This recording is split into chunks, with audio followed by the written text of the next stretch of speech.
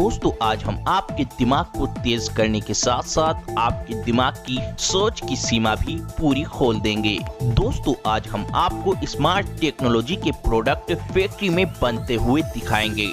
ऐसी चीजें फैक्ट्री में बनते हुए दिखाएंगे जिनके बारे में हर किसी को पता होना चाहिए कि ये फैक्ट्री के अंदर कैसे बनते हैं। दोस्तों हम बहुत ही ज्यादा मेहनत कर वीडियो बनाते हैं, इसीलिए हमारी मेहनत का फल आपका वीडियो को लाइक करना और वीडियो को शुरू से लेकर आखिर तक देखना है। तो चलिए वीडियो की शुरुआत करते हैं पहले नंबर के स्मार्ट मोबाइल मैन्युफैक्चरिंग प्रोसेस से। Smart mobile manufacturing process.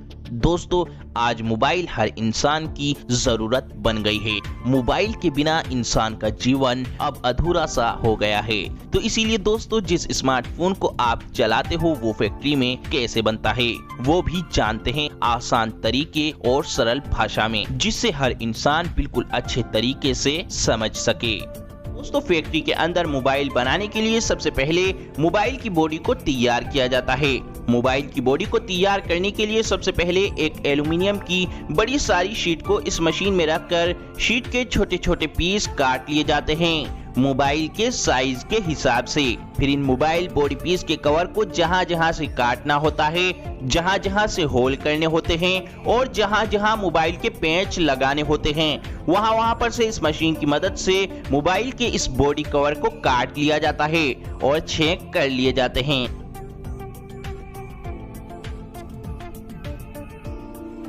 फिर इन मोबाइल बॉडी कवर को एक सही शेप और एक सही आकार इस CNC मशीन की मदद से दिया जाता है। फिर आखिर में इन मोबाइल बॉडी कवर को अच्छी तरह पानी से धोने के बाद मोबाइल के बॉडी कवर बनकर तैयार हैं। मोबाइल की बॉडी तैयार करने के बाद फिर मोबाइल की टच स्क्रीन को तैयार किया जाता है। मोबाइल की टच स्क्रीन को तैयार करने के लिए सबसे पहले फैक्ट्री के अंदर बड़े सारे ग्लास को मोबाइल के साइज के हिसाब से छोटे छोटे पीस में काटा जाता है। फिर इन कटे हुए ग्लास को एक सही शेप दी जाती है।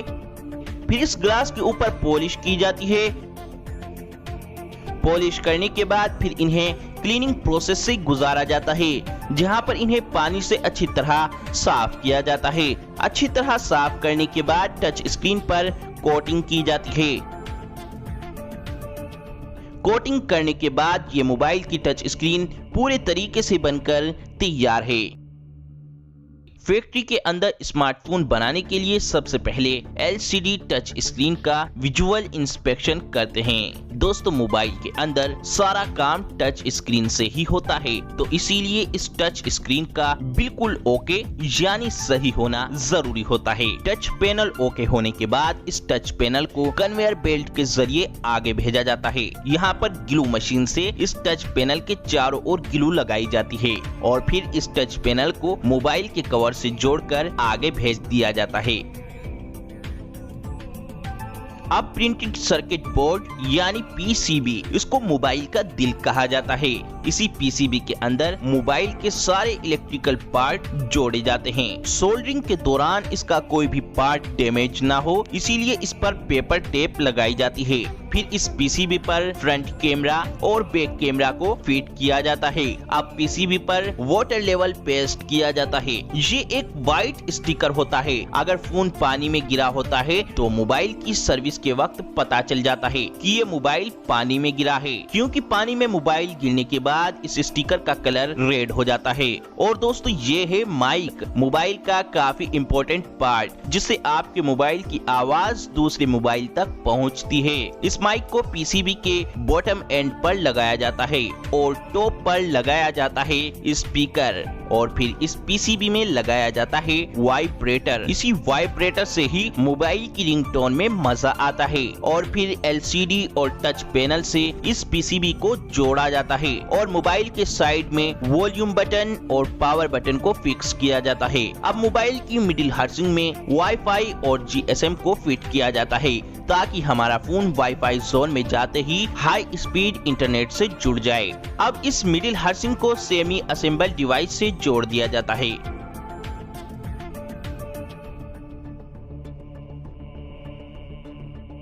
अब काम शुरू होता है मोबाइल की टेस्टिंग का। सबसे पहले टेस्टिंग की जाती है रेडियो फ्रीक्वेंसी की। दोस्तों रेडियो फ्रीक्वेंसी की मदद से ही हम मोबाइल से बात कर पाते हैं। अब रेडियो फ्रीक्वेंसी की टेस्टिंग ओके होने के बाद फिर मोबाइल की LCD टेस्टिंग की जाती है।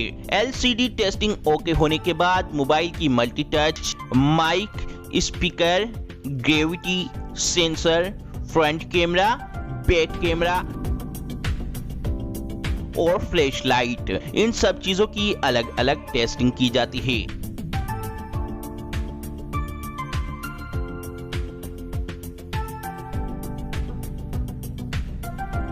ये सब चीजें ओके होने के बाद एक रोबोटिक मशीन इस मोबाइल के फोन के सारे स्क्रू लगाती है। फिर मोबाइल के सारे पेच लगने के बाद आपका स्मार्टफोन बनके तैयार है। अब काम शुरू होता है मोबाइल की पैकेजिंग का। पैकेजिंग लाइन में असेंबल डिवाइस पर इंटरनेशनल मोबाइल इक्विपमेंट आइडेंटिटी यानी IMEI लेवल लगाया जाता है। फिर एक ऑपरेटर बैक हाउसिंग लगाकर डिवाइस की असेंबलिंग कंप्लीट करता है। अब मोबाइल की पूरी तरह से पैकिंग करने के बाद मोबाइल को मार्केट में भेज दिया जाता है।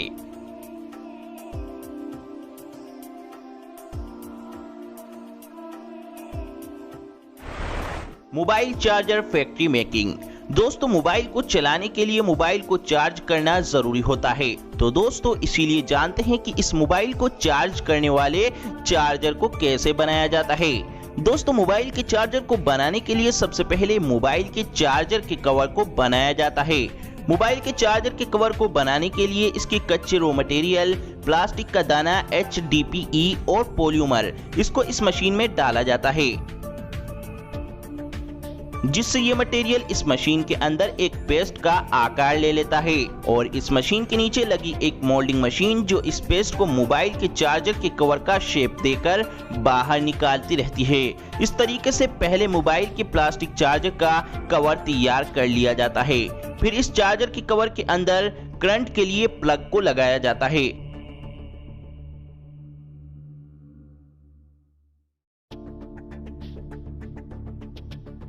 फिर इस चार्जर के सबसे इम्पोर्टेंट पार्ट इसके सर्किट को बनाया जाता है।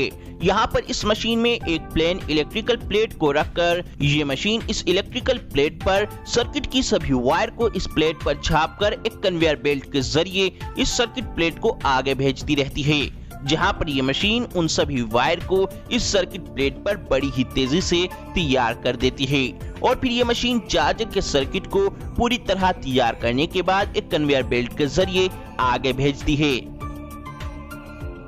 फिर इस सर्किट को चेक किया जाता है कि ये सर्किट बिल्कुल ओके है या नहीं।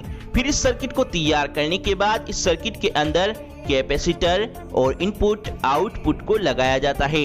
इसी चीज से ही तो हमारा चार्जर मोबाइल को चार्ज कर पाता है।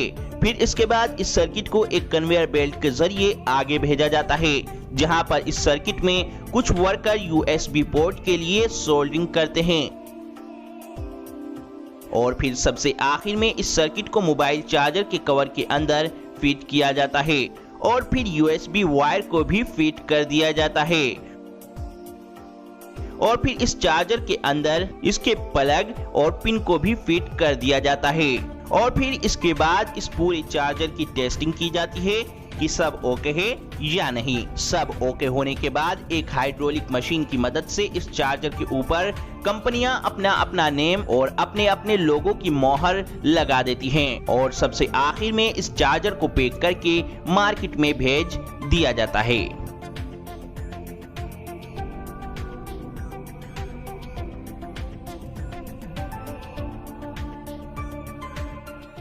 Earphones factory making.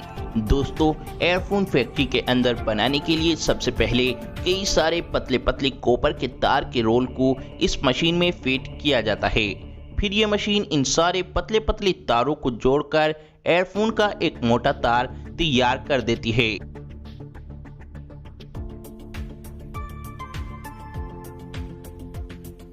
फिर इसके बाद एक वर्कर दूसरी मशीन की मदद से इस तार पर कपड़े की सिलाई करता है।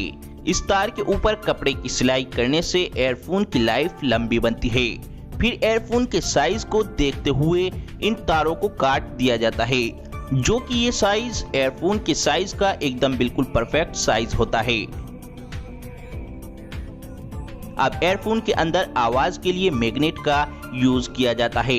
कई सारी मैग्नेट को एक कन्वेयर बेल्ट पर रखकर आगे भेजा जाता है, जहां पर ये मशीन हर एक एयरफोन के पीस के अंदर 2 मैग्नेट फिट कर देती है। फिर इसके बाद इस एयरफोन में मोबाइल के अंदर लगने वाले एयरफोन जैक को लगाया जाता है। इसी से ही तो हमारी एयरफोन का संपर्क मोबाइल से जुड़ पाता है। यहाँ पर 3.5 mm का जैक लगाया जा रहा है।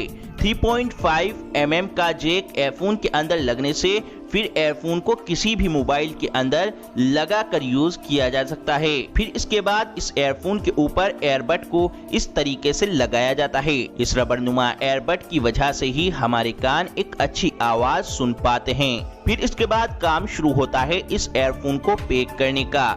इस एयरफोन को एक प्लास्टिक के बॉक्स में अच्छी तरह फिक्स करने के बाद फिर इसको एक गत्ते के बॉक्स में पैक कर मार्केट में भेज दिया जाता है।